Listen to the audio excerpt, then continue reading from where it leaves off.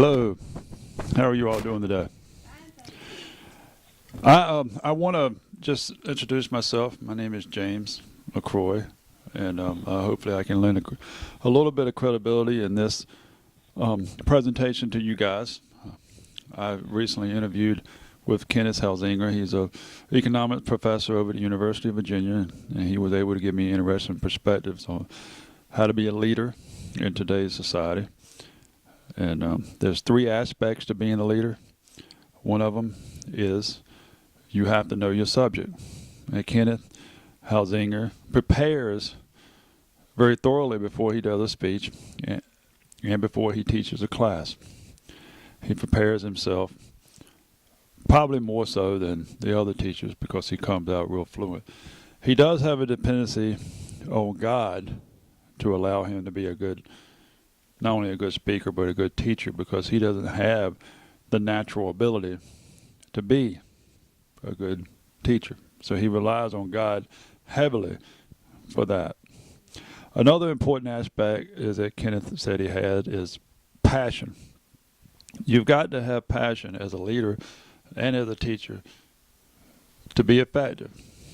Another thing to do is to be a good servant to your subordinates, the people that are less than you. Now, in Kenneth's case, he's a subservient to the students, and he's very attentive to their needs.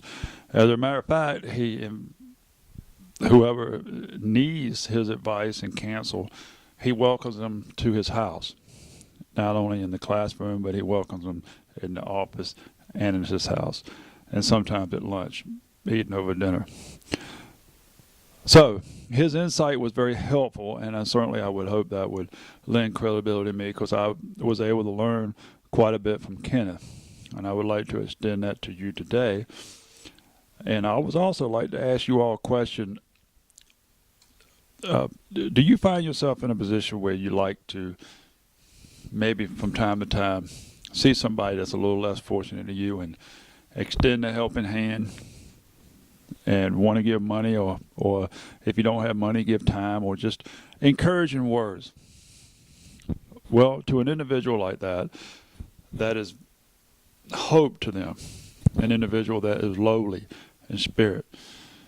And God often tells us in the Bible that the people that are low in spirit, they need hope. So it is our responsibility as being leaders, and I think everybody is a leader to a certain extent, no matter what occupation you hold.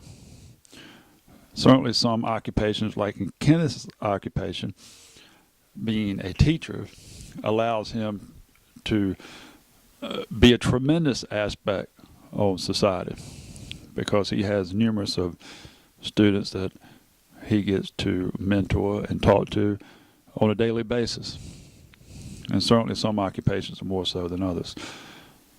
Maybe with God willing, he would be willing to grant me a particular situation like Kenneth is in. I did find some commonalities between Kenneth and myself, and we talked a little bit about those commonalities. But anyway, there are lots of interesting things about being an effective leader, but most of the one main thing that you all would probably want to keep in mind is the humility part and serving other people and giving of yourself. In Philippians 2:1-4, it mentions that when we work, we should give credit to God and reference Him in what we do. Philippians 1-4. Also in the book of John, it mentions that we should love one another the way Christ loved the church. It's very important to love one another the way Christ loved the church to be an effective leader, and to remember the humble spirit that he had.